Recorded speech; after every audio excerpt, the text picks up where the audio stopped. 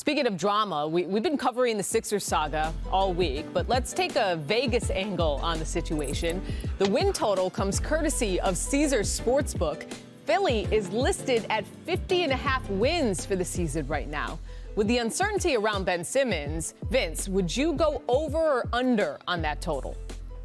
With Ben Simmons, I say they can hit that number for sure. I think regardless of, the riff in Ben Simmons and Joel not getting along or whatnot, and all of the surrounding, when they play basketball, they're going to play basketball if Ben Simmons is around. If not, I don't think they can make it.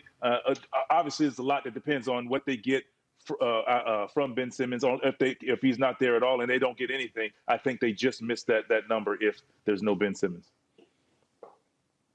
You could quintuple my salary, and I'm not betting anything over under on this team until we know what the heck is going to happen with Ben Simmons. But if you're asking me what I would do if I were a betting man, I would hit the under here because I just don't know.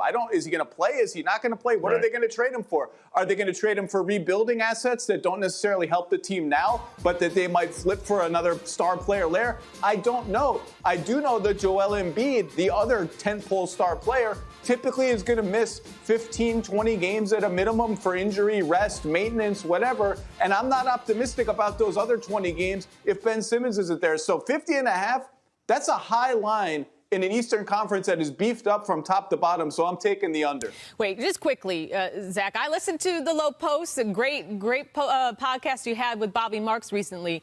You talked about how you had the Celtics in that 3 spot in the East. Where do you have the Sixers finishing in the East?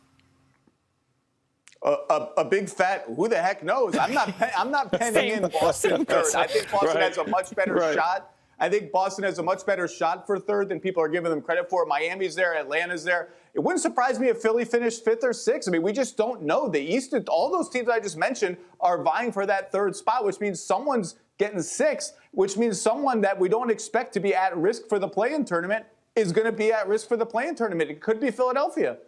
Oh, man. And the question of whether or not this team can get off to a good start amid the chaos will factor into the saga as well. So. Thanks for watching ESPN on YouTube. For live streaming sports and premium content, subscribe to ESPN+.